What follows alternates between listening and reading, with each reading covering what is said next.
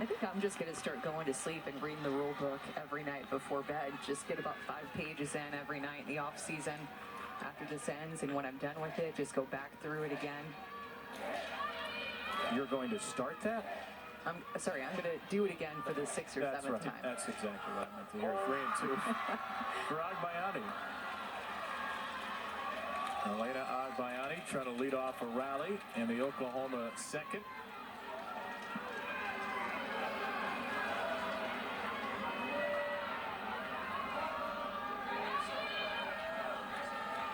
(3-2) from Elise Sokolsky, slapped to left and caught by Kai Luchar. So Elise Sokolsky pitching with a lead against Oklahoma. Got a little bit of time in the regional last year. Remember, the Ducks played pretty well against an Oklahoma team that would win the national title. They lost 6-3 and 3-2, and that was not a great Oregon team last year. They were 31 and 20. 23 more wins this year. On the way, here's Isabella Emmerling. Well, you mentioned that regional, and it was Paige Sinicki who said, I remember leaving Oklahoma and being like, there is no way that I'm going to leave college without ever hosting a regional and just trying to go as far as we can. And so that motivation from being in Norman last year and losing to Oklahoma was what Oregon needed for this year, to grab a top 16 seed, to host a regional, and then even be able to host a super regional because Texas A&M lost in regionals. So it worked out in their favor that they got a big home field advantage to make it here in Paige Sinicki's senior year with this senior class. Emmerling with a high drive to deep left field. That will tie the game. Isabella Emmerling has her World Series moment. Her first home run of the postseason puts Oklahoma on the board.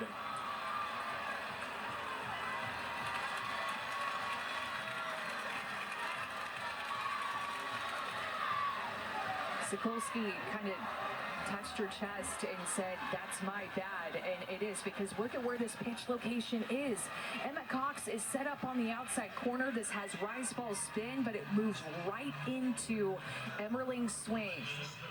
Just unloads on the inner half. It's about knee height with that rise ball spin, but Emma Cox wanted that pitch outside. It is inside, well over the plate, as Emma Cox was set up in the left-handed batter's box, wanting that about a ball off. Not a great pitch location, as we've seen Sokolsky struggle with command early in this game. That's a really big swing for Emmerling, who in SEC play this year was just 9 for 55, hitting 164. Missy Lombardi's going to come out and chat with Sokolsky. Say this, though, we're going to play 2 tomorrow, but Oregon was 4 for its last 6. Huge hitter coming up. She felt like this was the time to do it, clearly. And it's Landry against a fellow All-American in Riley McCoy. And it's a pitch timer violation against Landry. So you can't have your hands together for more than 5 seconds. Okay, we hear from Chad Steers right there. We just told her you can't have your hands together for more than 5 seconds. So it's not a timer violation. It's a violation because Sam Landry had her hands together. Not a violation of the clock. But we heard from Chad Steers, and Patty Gasso will talk it over with him. Yeah, I don't think I've ever heard that called before. And you can tell that Sam Landry is very frustrated with that call, too.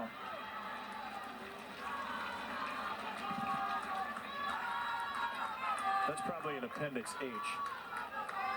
Yeah, exactly. So 2-1 to McCoy. I think that's just going to make her a little bit mad and make her pitches a little bit more nasty in this inning. Boy, I'd be a little worried if I was Riley McCoy with that look. The glare through the glasses. McCoy started to swing. Lechar's on the run.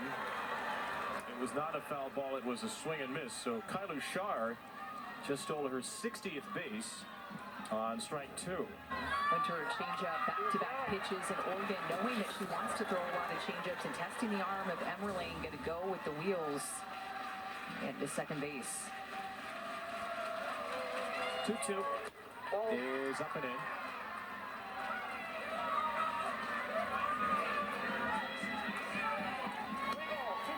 Kylie Schar, Big Ten record 60 steals. She's just become the 15th player in Division I history with a 60-steal season. Wow. And she's at second for McCoy, who takes ball 4 to put 2 Ducks aboard again.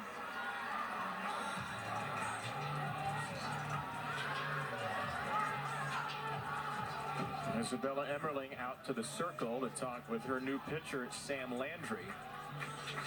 And there are indeed a couple of ducks on the pond for Paige Sinicki.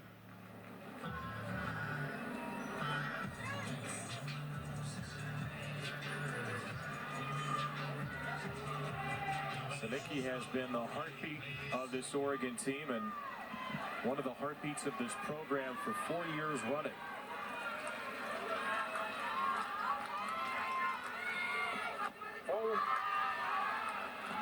And she's probably one of the shortest cleanup hitters in the country, at a listed 5'2". Don't let that fool you. She is 11 for 28 with 7 extra base hits and 7 walks in the tournament. By the way, she hasn't struck out. That's a 7-0 walk to strikeout ratio in the NCAA tournament.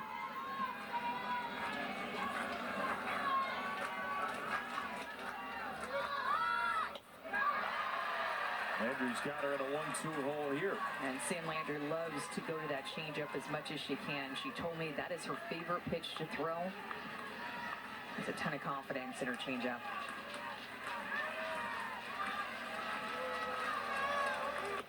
Strikes out for the first time in the postseason. Sam Landry escapes a jam. And the thing about her changeup is that she can throw it through the zone and she can get you to chase it well out of the zone. Goes to it multiple times. Runner in scoring position, goes at the cleanup hitter with her best stuff, her best changeup. Gets Sinicki out, and Sam Landry enters this game.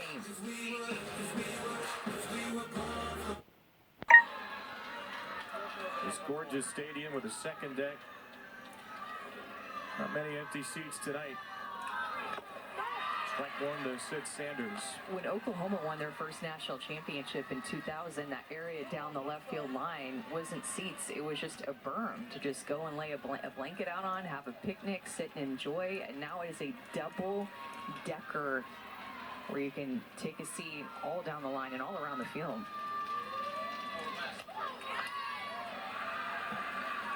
It was fun to see Patty Gasso reliving that video posted on the NCAA softball Instagram. You could see Patty's real wry, dry sense of humor on that. She was talking about the shorts and kept telling herself to stop chewing gum 25 years later. But there were fans packing the berm for the first of now 8 OU titles.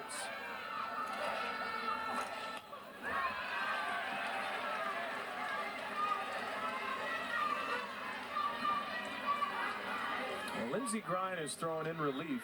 She's done now twice in the tournament. Did a couple of times down the stretch as well. She struggled out of the bullpen the last 3 outings. 10 earned runs and 7 innings in relief. Oregon needs 5 out of her in all likelihood tonight.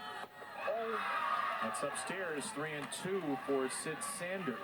And Sydney Sanders has such a good eye. That's a pitch that Lindsey Grine is used to seeing hitters swing at, but Sid Sanders just didn't even really flinch on it. So it started at a certain level and knew that that pitch was going to continue to rise out of the zone. Sanders drills this ball deep left field and gone.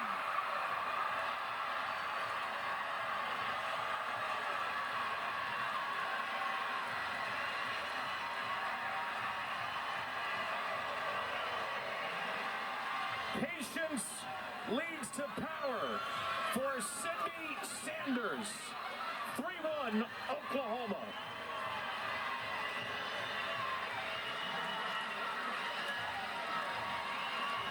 So the pitch before the home run was the rise ball that Lindsey Grind wanted Sid Sanders to swing at. She takes it to get to that pitch, the changeup over the heart of the plate, and it is a mistake, and she just does not miss. Sid Sanders on time for a slower speed at 58 miles an hour, and everything came down to taking the rise ball to get to that pitch so that Grind would make a mistake and Sid Sanders would hit it out of this ballpark and break up the tie.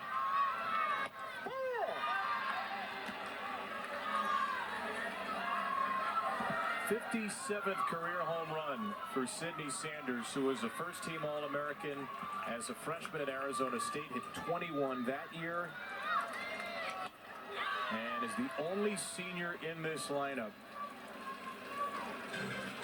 She can go through some really dry spells, but two things keep Sanders' bat in the lineup and keep her a fearsome presence. Her great eye, 43 walks to only 21 strikeouts, and her great power. And that power has put Oklahoma in the lead for the first time tonight. 1-2 for Elena Agbayani.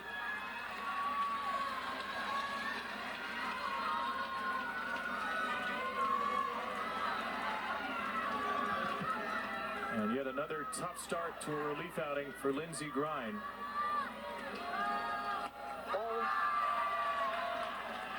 It never ceases to amaze me how Oklahoma, these past 4 years in particular, and this fifth coming into this year, just always seem to have each other's back. Gabby Garcia starts out this inning by striking out. Nellie McEnroe-Marinas comes up with a 2-strike hit, and then another 2-strike home run by Sanders. And the same thing happened in left field when Cassidy Pickering didn't catch that ball. The Sanders family gets a home run ball with a well-made sign to boot. 3-2.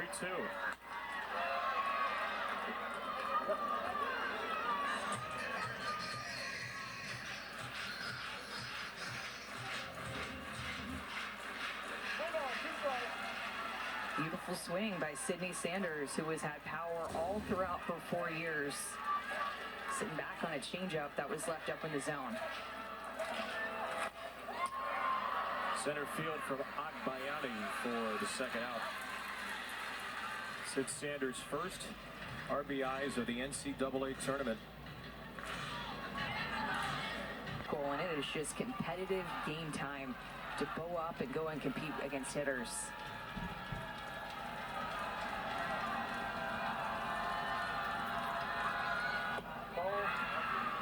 She wanted that. Ball one.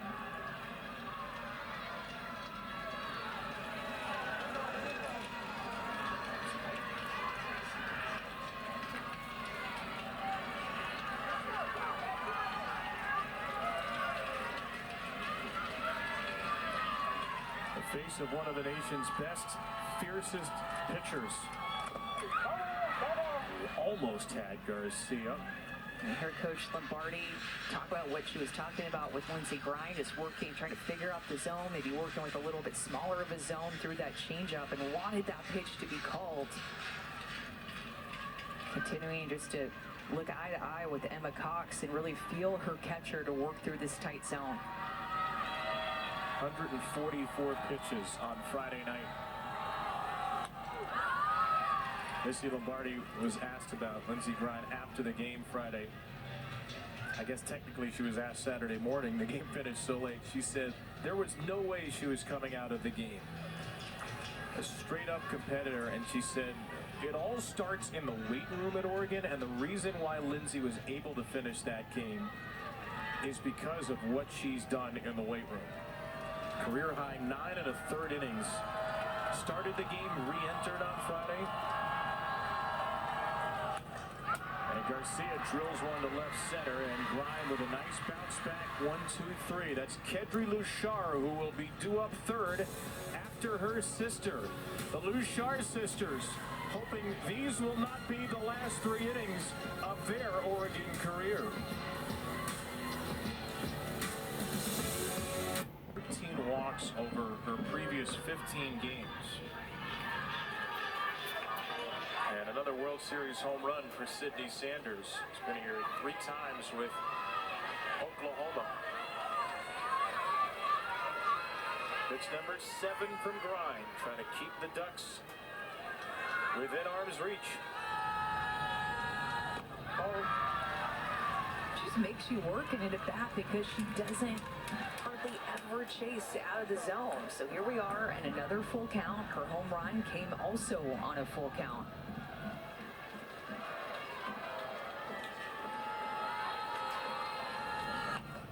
And it might be another home run on a full count. Rinse and repeat. That was absolutely smoked. And a 2-home run game at the World Series for Sydney Sanders gives the Sooners a 3-run cushion. Wow, what a blast. She sure did work the count, make Lindsey Grind work. Another full count home run. Look at her just throw her barrel underneath this pitch. Lindsey Grind trying to go right back to the spot that she struck Nelly McEnroe-Marinas out on.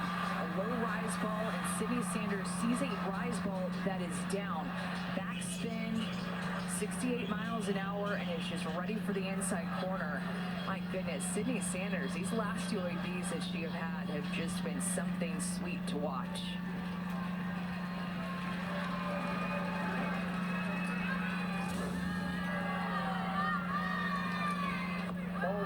And that's career home run number 58. Now puts her alone in 5th among active players.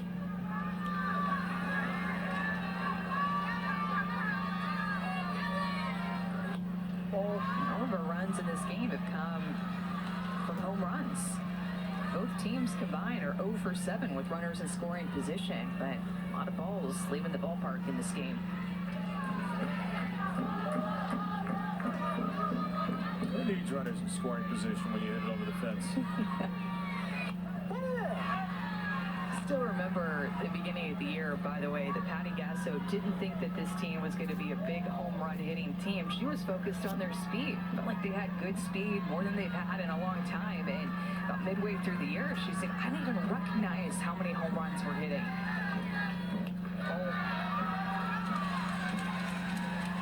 She just tied Shane Knighton, Oklahoma great, Florida's Brittany Shute with 5 career World Series home runs. And the Sanders clan has a pair. Another multi-home run game at this World Series. It's good because mom and dad each get one now. Yes. A World Series that started with a multi-home run game Thursday from Texas's Jolie Mitchell, and then in the next game, Ella Parker hit 2 for OU.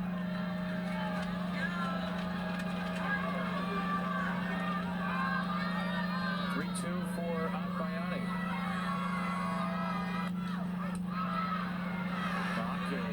Clean it up. We got to see this again because I'm not sure we did see where it landed. Just a better piece of hitting, too. That changeup that she hit the one before was left out over the plate. This is a tough pitch to hit out. The fact, too, she kept an inside pitch about a ball off the plate and kept it fair, and it just kept going and going and going. Everybody, of course, is trying to get the home. She has struck out all on the changeup. That pitch is just dazzling tonight. She's throwing it with a ton of confidence here. Her teammates are to step up the most.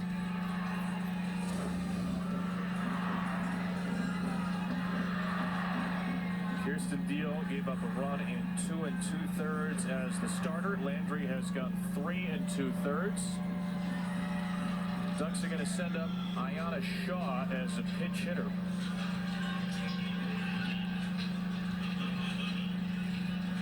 Down to the final 2 outs of one of their best seasons.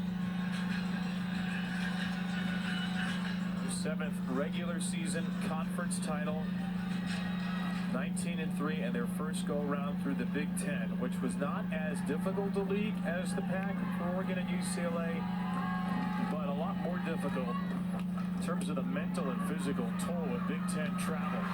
They aced the league. They won every series. They've won 54 games, too shy of the most in Oregon history, but now they have just an out left to play.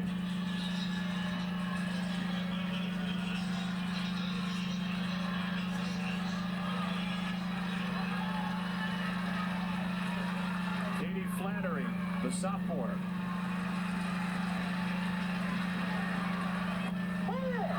Strike one.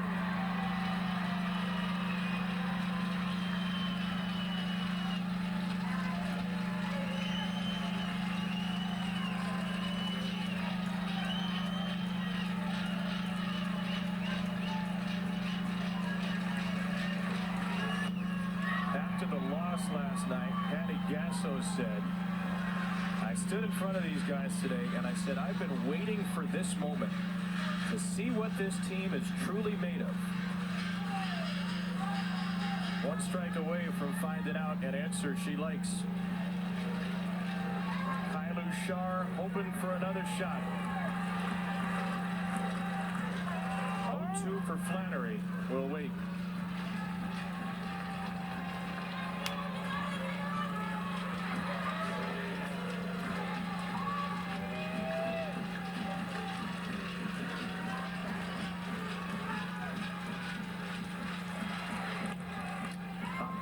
Do it again. And that one that Oklahoma answered back with after Oregon scored first in the top of the second inning just was such a big momentum swing, and you felt the swings all throughout this game. Oklahoma creates their own momentum. They pick each other up. They have each other's backs in different ways throughout this elimination game. Like they just grinded in this game. 1-2 from Landry.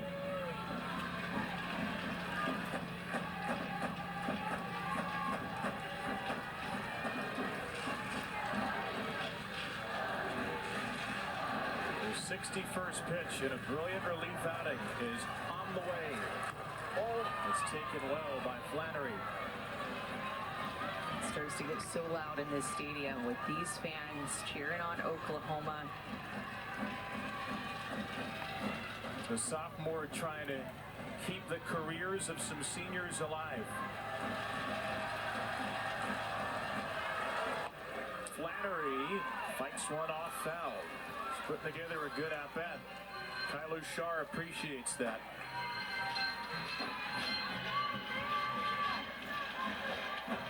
Not much Missy Lombardi can do now.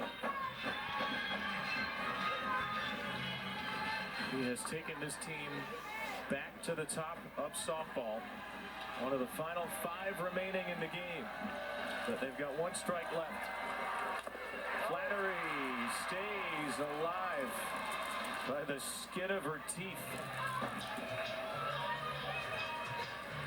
And Java just even fouling off that changeup. We haven't seen that tonight. Taking it in the AB too.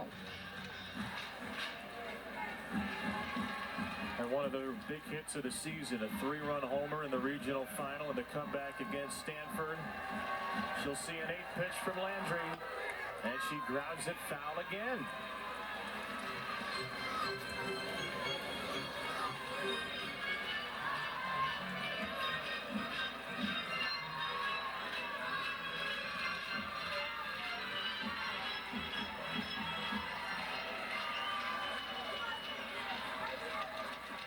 Pitch number 9.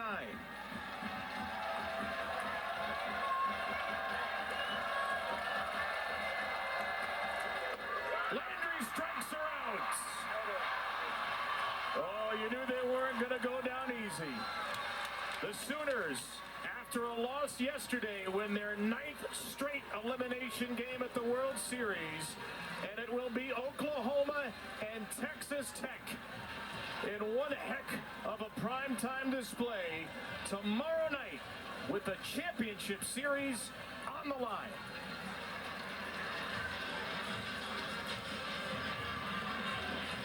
Nine consecutive trips to softball's Final Four for the Oklahoma Sooners. They join Texas, Tennessee, and Texas Tech, and Sam Landry once again leads Oklahoma one step closer to the promised land.